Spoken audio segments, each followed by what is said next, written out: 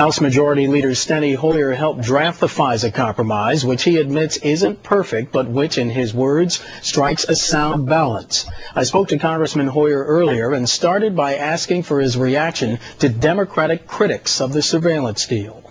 The compromise, of course, is the Senate bill that passed out of the United States Senate with 68 votes, which we rejected in the House of Representatives on the basis that it clearly did not protect individual rights as they should be, and gave to the administration, to the executive department, this administration and future administrations, too much authority without court supervision.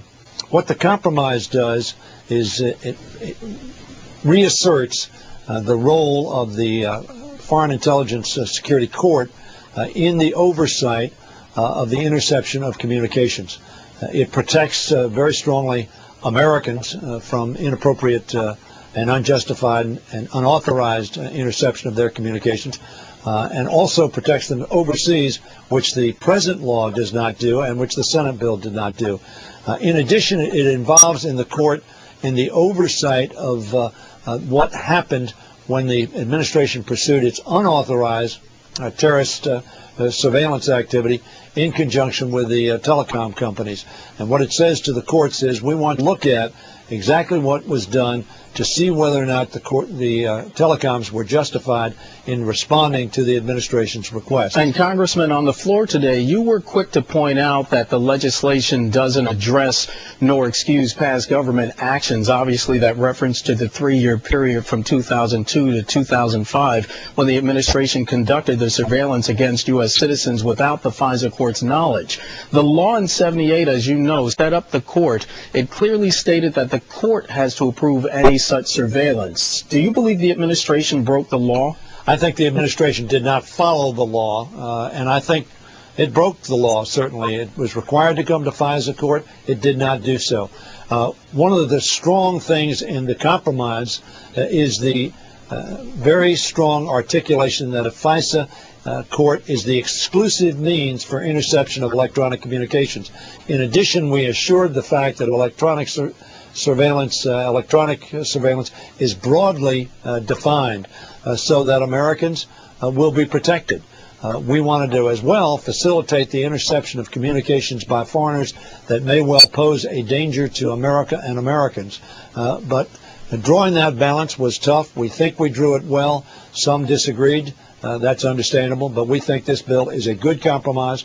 I'm hopeful that the Senate will pass it and send it to the President, and if they send it as we passed it, I think he'll sign it. Congressman, you say that the new version of the FISA law contains meaningful judiciary scrutiny. What do you mean by that? What I mean by that is the information that the telecom companies claim to have received will be reviewed by the court, and the court will determine whether or not, in fact, they received appropriate information, whether or not substantial evidence is present that shows that they got the information they said they got and that they were justified in acting upon that information.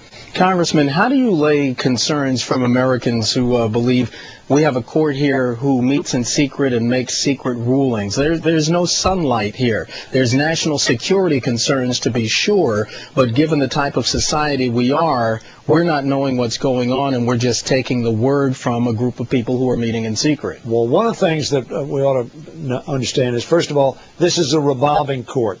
There are district court judges that sit on this court in a revolving way, so it's always the judges. Secondly, we provided in this legislation significant IG, Inspector General oversight of all of the departments involved, and reports to the Intelligence Committee and the Judiciary Committee exactly to provide for the oversight that's necessary when, as is required, obviously, much of this is done in secret to protect, of course, the United States intelligence apparatus, which is critical to protecting our country.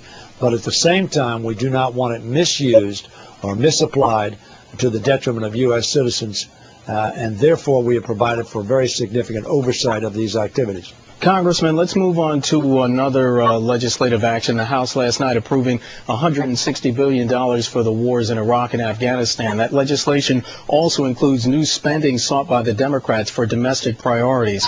First, tell us about the 18-month legislative fight over the war.